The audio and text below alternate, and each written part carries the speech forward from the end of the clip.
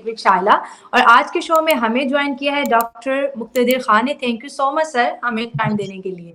Thank you very much शाइला, और आपके सुनने वालों को मेरा सलाम, नमस्ते, सत श्री अकाल, वनक्कम और नमस्कारम।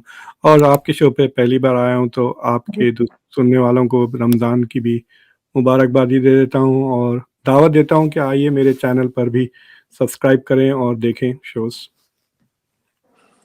डॉक्टर साहब आज हम आपसे डिस्कस करने वाले हैं कि लाहौर हाई कोर्ट ने अभी ऐलान किया है कि उन्होंने पाकिस्तान आर्मी को 45,000 एकड़ जो लैंड है उनको अलॉट कर दी है कि ये जो है पाकिस्तानी आर्मी इसमें खेती बाड़ी करेंगे। तो उन्होंने तो फैसला ले लिया, अलॉटमेंट भी होगी। मैं आपसे ये पूछना चाहती हूँ कि इसका आम शहरी पे क्या असर पड़ेगा, इंटरनेशनल लेवल पे इस फैसले को कैसे देखा जाएगा। आप तो जानते ही हैं कि पाकिस्तान में कितना ज़्यादा फूड क्राइसिस इस वक्त चल रहा है और हर चीज़ अभी देख लें आर्मी के कंट्रोल में जाती चली जा रही है। जैसे हमारी सियासत भी अक्सर कहते हैं कि ये आर्मी के कंट्रोल में है।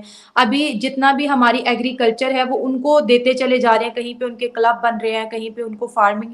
तो आर्मी का तो काम होता है कि वो डिफेंस को देखते हैं, सरहदों की हिफाजत करते हैं। ये कैसा फैसला? देखिए, इंडिया में एक स्लोगन हुआ करता था, जय जवान जय किसान का। जी। तो ये दो पिलर्स थे इंडिया की इनिशियल तरक्की के, आज़ादी के बाद। जब मैं इंडिया में था 1980s 90s में, जय जवान जय किसान। तो मुझे लगता है आपका जवान अब किसान बन रहा है। It's kind of funny in that sense कि देखिए, पाकिस्तान की जो मिलिट्री जिसे एस्टैब्लिशमेंट कहते हैं, उसका जो पॉलिटिकल रोल है, सियासी रोल है, जिस तरह से वो पाकिस्तान की पॉलिटिक्स को डोमिनेट करता है, उस पे तो काफ़ी तवज्जो दी गई। मतलब सब इस बात का एहसास है। जब इमरान खान की बात करते हैं तो जैसे कि भाई ये प्राइम मिनिस्टर इलेक्टेड नहीं, ये सिलेक्टेड है, कि पाकिस्तान का कोई लीडर भी मिलिट्री की मर्जी के खिलाफ के नॉट डू, फॉरेन पॉलिसी भी वो नहीं बना सकते हैं। आपने देखा होगा कि चंद हफ्ते पहले शहबाज शरीफ पैसे मांगते हुए यूनाइटेड अरब एमिरेट्स गए थे, जहां पे उन्होंने कहा कि भाई यूए के हमारे we have learned our lesson, हमने जो इंडिया के खिलाफ पॉलिसीज बनाई थी वो सारी गलत थी। अब हम इंडिया के साथ ताल्लुकात बेहतर करना चाहते हैं, we want UAE to play a role. तो उसके दूसरे दिन फिर वो बयान बदल गया। The military obviously came in and said कि भाई आप अपनी पे ग्रेड की हद तक रहिए, अपनी इज्जत के बाहर, औकात के बाहर बात ना करें। So you can see the domination. लेकिन एक और चीज पाकिस्तान की मिलिट्री करती है जिस पे उतना तवज्जो नहीं दिया जाता है, जैसे कि वो आपकी इकोनॉमिक सेक्टर को भी डोमिनेट करती है। जी। हाँ, तो पाकिस्तान जो है, सो पाकिस्तान के 3 फाउंडेशन है, मैं उनके नाम आपको गिना देता हूँ। एक तो फौजी फाउंडेशन है, जी, बहुत दूसरा बढ़िया। आर्मी वेलफेयर ट्रस्ट है, और तीसरा डिफेंस हाउसिंग अथॉरिटी है। तो ये जो फौजी फाउंडेशन, आर्मी वेलफेयर ट्रस्ट, ये बिजनेस कॉरपोरेशन, ये बिजनेस में, इकोनॉमी में पार्टिसिपेट करते हैं, और इनको पाकिस्तान की गवर्नमेंट ने टैक्स एग्जाम स्टेटस दे दिया है। तो ये इनकम टैक्स नहीं देते, अनलाइक अदर कॉरपोरेशंस। तो इनकी प्राइसिंग वगैरह ये ज़्यादा competitive हो जाते हैं बनिस्बत नॉन प्रॉफिट सेक्टर। तो पाकिस्तान की फौज इकोनॉमी में डोमिनेट कर रही है, पॉलिटिक्स में dominate, it has become a state with in the state. तो आपका मुल्क के स्टेट के अंदर एक स्टेट बन गया है। एंड बिकॉज ये फितरतन करप्ट है, यानी एक किताब है आपकी, मैम एक सेकेंड दीजिए, ये किताब है, ये किताब मैं कहता हूँ आपके सुनने वालों को इसको जरूर पढ़ें, वाई नेशंस फेल।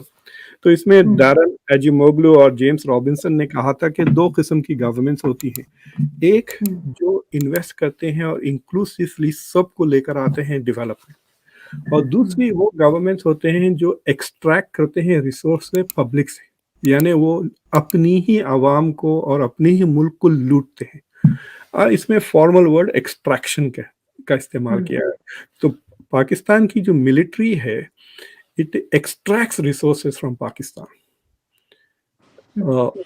करप्शन को छोड़ दें आप, करप्शन बाजू रखें, अगर वो नॉन करप्ट भी होते ना, अगर पाकिस्तान की मिलिट्री अगर बिल्कुल सच्चाई पे चल रही है, in the officers are not doing corrupt practices, उसके बावजूद जो मैकेनिज्म है गवर्नेंस का वो एक्सट्रैक्टिव है, तो वो कश्मीर का मसला बढ़ा करके वो आपके बजट का बहुत ज़्यादा हिस्सा ले लेते हैं। हाँ जी, जी, हाँ, सही कह जो रहे हो। जो आप जी, एजुकेशन में, हेल्थ केयर में, हुँ, डेवलपमेंट हुँ, में कर सकते हैं। फिर वो इकोनॉमी में भी ये, अब जैसा कि ये तो एक्सट्रैक्ट, मतलब बेसिकली वो 45,000 एकड़ ज़मीन जो पंजाब गवर्नमेंट की है, जो अब इस्तेमाल नहीं की जा रही है, उसको वो हुँ, बेसिकली एक्सट्रैक्ट कर ले रहे हैं। तो वो ले लेंगे, अब उस पे वो बिज़नेस करेंगे, उसके पैसे पता नहीं कितने आते हो, तो वो अपने बजट में भी लगा सकते हैं मिलिट्री, और फिर ऑफिसर्स अगर करप्ट हैं, तो फिर वो उसको बेसिकली लूट सकते हैं।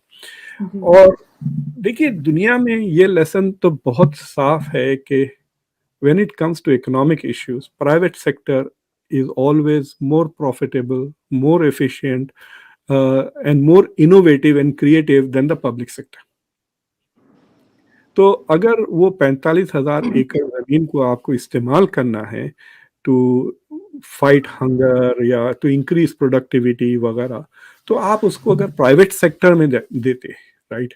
अगर पाकिस्तान की गवर्नमेंट अगर उसको हर्राज कर देती या ऑक्शन कर देती कि हम आइंदा 50 साल के लिए, आइंदा 30 साल के लिए ये ज़मीन आपको देने के लिए तैयार है, आप इस पे हुँ, इन्वेस्टमेंट्स करें और 20% स्टेट को दे दें, हुँ, राइट? कई प्राइवेट सेक्टर फर्म्स, मतलब नॉट नेसेसरीली पाकिस्तानी, दूसरे मुल्कों हुँ, से भी आ सकते हैं, they can come bid for it. तो वो, लेकिन अगर आप देखें जिस तरह से ये हुआ है, हुँ, वहां तो मुझे पूरी पूरी तरह करप्शन ही नजर आता है। पहले तो ये गवर्नमेंट आपकी केयरटेकर गवर्नमेंट है। ये जो हुँ, पंजाब की गवर्नमेंट है, जनवरी में केयरटेकर गवर्नमेंट बनी, आते ही पहला काम इन्होंने कहा जमीन बेचो। यानी हुँ, आजकल मज़ाक बना हुआ है कि पाकिस्तान की गवर्नमेंट जो है सो रियल एस्टेट के धंधे में आ गई है, ये हुँ, ज़मीन खरीद-फरोख्त बेचते हैं। देखिए, जो लोगों हुँ, के पास कुछ भी स्किल्स वगैरह नहीं होते, इंडिया में भी मैंने देखा, मैं कई लोगों को जानता हूँ जो घर खरीदते हैं, घर बेचते हैं। यहाँ पे जी, भी लोग टूटे-फूटे घर खरीद के उसको रिपेयर करके फिर उसको प्रॉफ़िट पे बेचते हुँ, हैं। So uh, this is a low tech enterprise है ये पैसे बनाने का, हुँ, और रियल एस्टेट में पैसा तो है ही ना।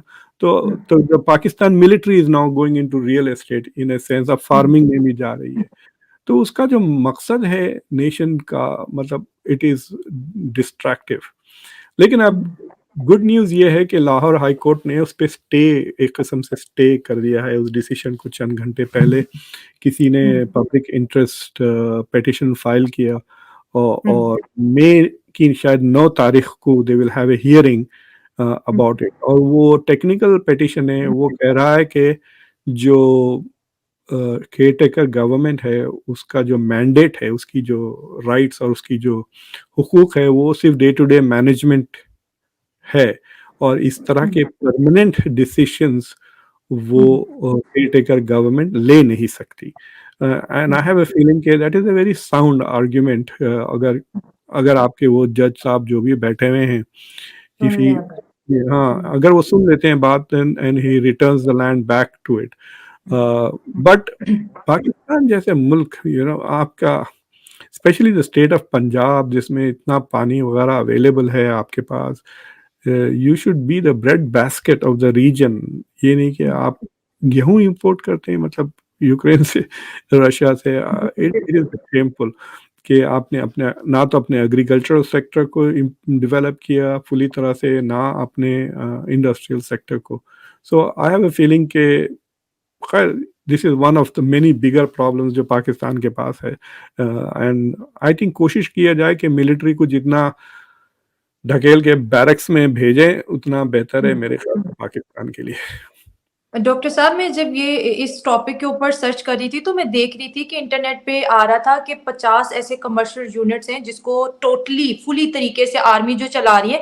उसमें मैं हैरान रह गई जब मेरे पास है, उसमें फर्टिलाइज़र इंडस्ट्री भी आर्मी के पास है, सीमेंट इंडस्ट्री भी आर्मी के पास है, फूड भी, पावर जनरेशन भी, गैस भी, एलपीजी भी, उसके साथ-साथ finance services and security services. ये जो मेन चीज़ें हैं, वो सारी की सारी आर्मी के पास है। अगर आर्मी के ऊपर ये वाला काम डाल दिया जाएगा तो मुल्क के जो बिजनेसमैन है वो क्या करेंगे? और इसके साथ-साथ मैं ये भी आपसे पूछना चाहूँगी कि किसी और मुल्क में भी ये सिस्टम चल रहा है कि सिर्फ़ हमारा ही सबसे अलग है? मैंने नहीं देखा किसी मुल्क में ये सब होते हुए। देखिए, चाइना की मिलिट्री प्रिजन्स वगैरह में प्रिजनर्स का इस्तेमाल के बारे में सोचे थे, लेकिन चाइना की जो कॉर्पोरेट सेक्टर है, एग्रीकल्चर सेक्टर भी इतना हाई-टेक है और इनोवेटिव है, हुँ, तो यू कांट से कि it is being run by the military. लेकिन इजिप्ट एक ऐसा मुल्क है जहाँ पर इसी तरह ही है, तकरीबन हुँ, 30% of the Egyptian economy military के कंट्रोल में है। तो मिसाल के तौर पे जब आपका प्रमोशन होता है, ख़ास तौर से जब आप सीनियर ऑफिस कैडर में आ जाते हैं, राइट? तो हुँ, आपको जो है सो जैसा कि आप ब्रिगेडियर बन गए तो आपको किसी सोफा फैक्ट्री का मैनेजर भी बन मिल जाती है आपको। तो जो सोफा फैक्ट्री से जो नफ़ा आ रहा है वो आपकी तनख्वाह के सप्लीमेंट बन जाता है। तो इजिप्ट में तो ये हुँ। तो है ही करप्शन। द मिलिट्री वहाँ पे भी सिमिलरली रोल प्ले करती है। और वो पॉलिटिक्स भी को नहीं भी ग्रो कर डोमिनेट पाया अनफॉर्चुनेटली। बिल्कुल, अगर आप 1960s में जाकर 1960s में अगर आप एशियन टाइगर्स कौन से थे अगर आप पढ़ें हुँ, किताबों को निकाल के डेवलपमेंट इकोनॉमिक्स के, तो यू विल फाइंड के Pakistan as well as Egypt where considered Asian tigers क्योंकि ये बहुत तेज़ी से इकोनॉमीज़ इनकी ग्रो हो रही थी 5 से 9% के ऊपर हुँ, दोनों मुल्क और फिर दोनों मुल्क में यही मिलिट्री एक्सपैंड होके देखिए the military can play a positive role hmm, अगर वो बेटर ऑर्गेनाइज्ड है यहाँ पर वेटरन्स को प्रेफरेंस दिया जाता है हर जॉब में मिलिट्री में आपको डिसिप्लिन सिखा दिया जाता है लोग तालीम याफ्ता हो जाते हैं दुनिया भी घूम फिर के देख लेते हैं so the general level of competence expected है कि हाई है हुँ, सो अगर हुँ, वो लोग कॉर्पोरेट सेक्टर में आके बिजनेस भी अगर मैनेज करते हैं तो yes you can tell them कि भाई आप फौज से रिटायर होके फिर कॉर्पोरेट सेक्टर में आ जाएं and then you manage them and bring your skills to that sector but ये ये लूट लूट रहे हैं अपनी मतलब you have a very strange situation ये दो मुल्कों में हुँ, और इजिप्ट में उतना करप्शन नहीं है जितना अगर आप ये जो जनरल बाजवा की जो दौलत के बारे में जो पोलें खुली थी यू नो जी, लाइक 12 अरब। कि hmm, like how can you get that kind of money वो भी 3 4 5 साल में 6 मैं सालों में कमाया। मैं हुँ, मुनीर साहब को जो आपके जो नए जनरल हैं जी, वो भी आपके मन हाफ़िज़ हैं मेरे ख़्याल से वो तरावी भी पढ़ा जी, रहे होंगे इस रमज़ान में कहीं उनसे कह रहा हूँ बार-बार हर शो पर कि आप हमें अब बता दें आपकी क्या नेटवर्थ है। ताकि हुँ, हम देखेंगे आप आइंदा 3 साल में बाजवा साहब का रिकॉर्ड तोड़ रहे हैं या नहीं। It will be hmm, very interesting to see कि ये हुँ, मज़हबी हुँ, आदमी हैं अपैरेंटली कुरान इनको दिल में है, मेमोराइज़्ड हैं, ये कितने करप्ट निकलते हैं। और हुँ, सिस्टम जब करप्ट हो जाता है ना एक individual will not be able to avoid it अगर नहीं भी चाहता है तो ही has to play the game वरना he will not rise. Hmm, so it is safe to assume कि he is also going to be corrupt. Hmm, तो I think public has to awaken to this and push it back. I think ये इमरान खान का जो जो उन्होंने जो नौटंकी बना रखा है आपके मुल्क को, जी, उसका शायद एक फ़ायदा ये हो सकता है कि फ़ौज का जो ये इमेज था ना, इम्पेकेबल इमेज, वो ख़त्म हो गया है, टार्निश हो गया है। हुँ, तो हुँ, उससे होपफुली उसका पावर भी थोड़ा कम हो जाए और हुँ, पॉलिटिशियंस, गवर्नमेंट्स, कोर्ट्स हुँ, उनके ऊपर ना रोशनी डालना शुरू करें ताकि हुँ, वो समझ सकें कि ये क्या कर रहे हैं और they need to put back मतलब they have to be put back into the barracks वरना हुँ। वो दीमक की तरह आपके मुल्क को खा जाएँगे। बिल्कुल, आप ठीक कह रहे हैं और पॉलिटिशियंस का आज़ाद होना बहुत ज़रूरी है। जैसे इमरान खान की आपने बात की, तो वो हमेशा एस्टेब्लिशमेंट की तरफ इशारा करके कहते हैं कि मुझे वज़ीर-ए-आज़म बना दो, मुझे इन्होंने निकाला। इस तरह शहबाज शरीफ का भी देख रहे हैं, तो वो आके पब्लिक में बोलते हैं कि भई हम आज़ाद नहीं है, हमारे फैसले अमेरिका से आते हैं। तो जब आज़ाद ही नहीं है, तो फिर यहाँ पर सियासत क्यों खेली जा रही है? क्यों बार-बार इलेक्शन की तरफ लोगों को भड़काया जा रहा है कि इलेक्शन करवा दो, मुल्क बच जाएगा, इलेक्शन करवा दो, कर्ज़े खत्म हो जाएँगे। आपको लगता है कि क्या इलेक्शन से पाकिस्तान ठीक हो जाएगा? जिस तरह हर 2 हफ्ते बाद, 15 दिनों बाद यहाँ पे बड़े-बड़े जलसे किए जा रहे हैं। दोनों ही पार्टीज़ एड़ी-चोड़ी का जो है ना, ज़ोर लगा रही हैं। क्या कहेंगे आप? देखिए, एक तो है कि ये जो ज़मीन 45,000 है, आप इसको ऐसा भी देख सकते हैं कि जो करंट गवर्नमेंट है, वो रिश्वत दे रही है फ़ौज को एट अ बिग लेवल। हुँ, हाँ, हुँ, एक तरह से फ़ौज को रिश्वत दे रही कि हमारी मदद करें, इलेक्शन को डिले करें या इलेक्शन को जिताएँ। तो तो देखिए election is not a solution. Hmm, Imran Khan साढ़े 3 साल प्राइम मिनिस्टर थे, क्या ये सारे मसाइल हल हो गए थे? आपका नहीं। जो आईएमएफ के साथ जो नेगोशिएशन शुरू हुए थे वो 2019 में शुरू हुए थे ना, इमरान खान के अंडर ही आपको आईएमएफ को जाना पड़ गया था। So it is not as if he provided any solution to जो पाकिस्तान के जो बड़े बड़े मसाइल हैं। ना टीटीपी का मसला उन्होंने हल किया, ना तालिबान के साथ ताल्लुकात उनके बेहतर हुए, ना वेस्ट के साथ। इनफैक्ट आपको अभी थोड़ी बहुत जो मदद मिल रही है वेस्ट से, that was not available during Imran Khan. वो बहुत ही एंटी वेस्ट और प्रो चाइना हो गए थे। सो तो I am not very sure कि इलेक्शन होने से अगर शहबाज शरीफ जीत जाते हैं, नवाज शरीफ, तो ऐसे ही हाल रहेगा जैसा अब है। और अगर इमरान खान आ जाते हैं तो वैसे ही हाल रहेगा जब वो था। You need fundamental structural changes. आपकी जैसा जिस तरह से मुल्क बना हुआ है उसमें जो बैलेंस ऑफ पावर है फौज का, गवर्नमेंट का वगैरह, वो पूरा का पूरा has to be restructured. And वो बहुत ही बड़ा मसला है। You have to have a national dialogue to do that. Doctor साहब, अब दूसरी खबर की तरफ हम आएंगे कि नाटो ने अपने डोर ओपन कर लिए हैं इंडिया के लिए। अब सवाल ये पैदा होता है कि क्या इंडिया नेटो को ज्वाइन करेगा या नहीं करेगा, और अगर करेगा तो इसका इम्पैक्ट क्या पड़ने वाला है, क्योंकि पाकिस्तान भी जो है इंडिया के साथ, आपको पता है, एक कंटिन्यूसली कन्फ्लिक्ट में आ रहा है। देखिए, they have not open the door to membership of NATO. NATO एक अटलांटिक अलायंस है, नॉर्थ अमेरिका और अटलांटिक जी। अलायंस, यानी यूरोप और नॉर्थ अमेरिका बीच में अटलांटिक ओशन है। जो अमेरिका का ताल्लुक है इंडिया से वो पैसिफिक ओशन की तरफ, इंडो पैसिफिक उस तरफ देखती है, एशिया की तरफ। जी। सो और अगर India, but NATO has partners. NATO के ना अलग अलग ताल्लुकात होते हैं। इट्स लाइक सेइंग कि भाई ठीक है, आप जैसा कि कंट्री क्लब को ले लें, आप कंट्री क्लब के फुल मेंबर तो नहीं बन सकते, लेकिन आप समर में उनका स्विमिंग पूल की मेंबरशिप ले सकते हैं, जाके स्विमिंग कर लें, या बाद में विंटर में आपके इंडोर टेनिस कोर्ट के आप मेंबर बन जाए और टेनिस खेल लें without paying the full dues and being fully responsible. तो इस तरह से नेटो हैज मेनी पार्टनर्स, और उस पार्टनर्स के साथ India can also become a partner अगर इंडिया चाहता है।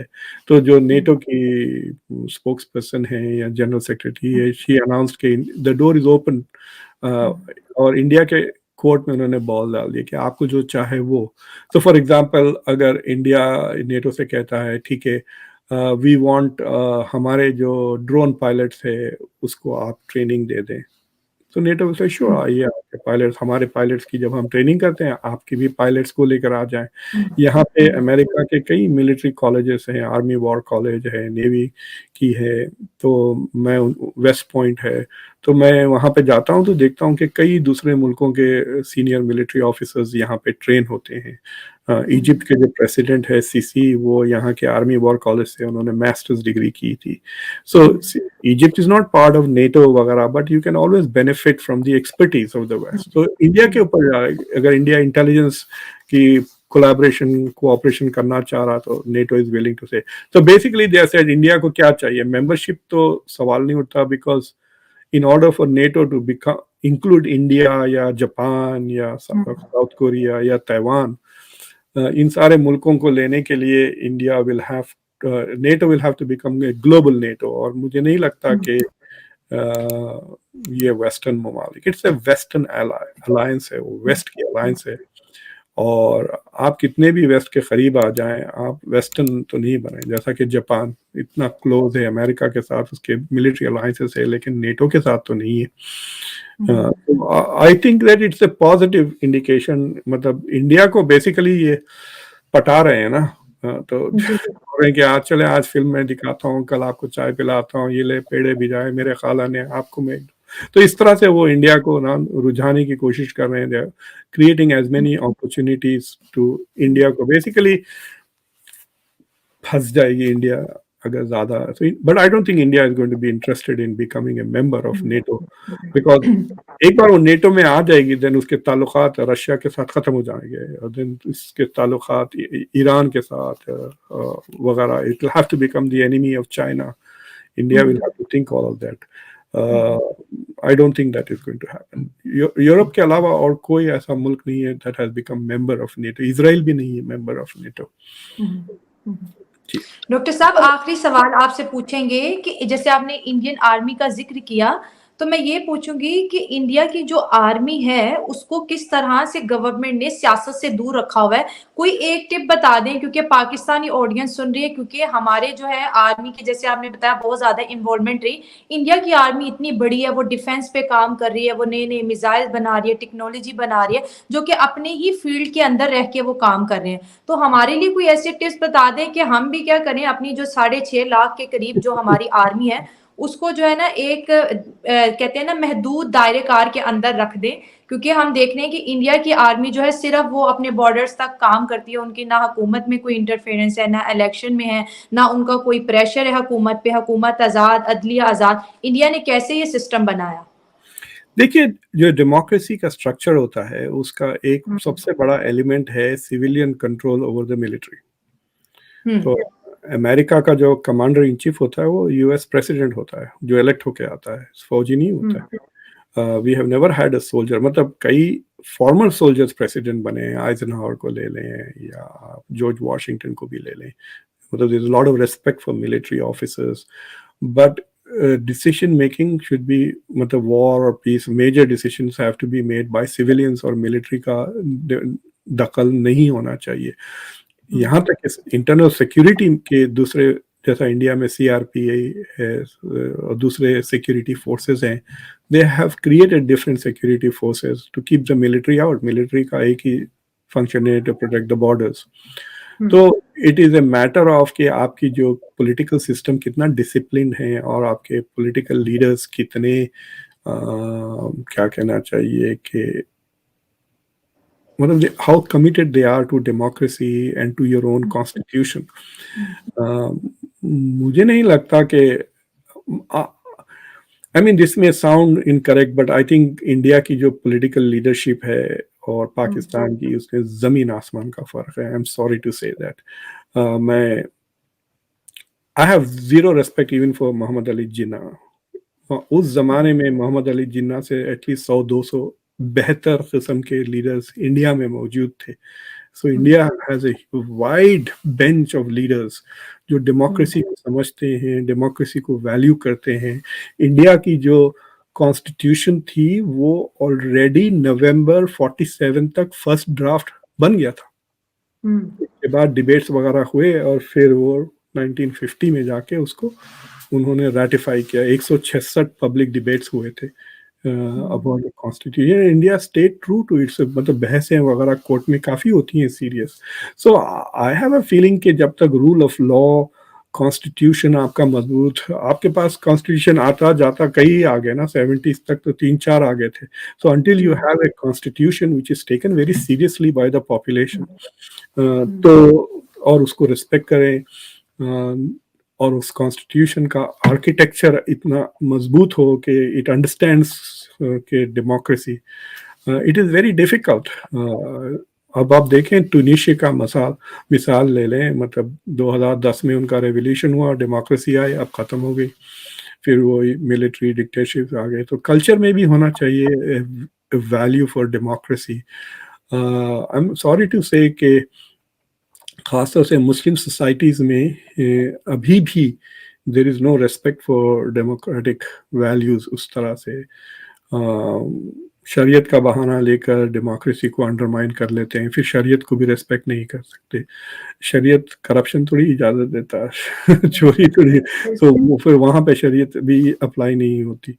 सो आई थिंक एक general level of civic sense जो होती है ना वो डेवलप करना, और इट कम्स विद एजुकेशन, मतलब बहुत डीप जाना। You have to have more and more people who are well educated and not just technically, ये नहीं कि वो सॉफ्टवेयर में इंजीनियर बन रहे या डॉक्टर बन रहे, बट सिविक सेंस बने, आपने समझदार ऐसे नॉलेज पढ़ाएं कि जिसमें हिकमत आ जाए लोगों में।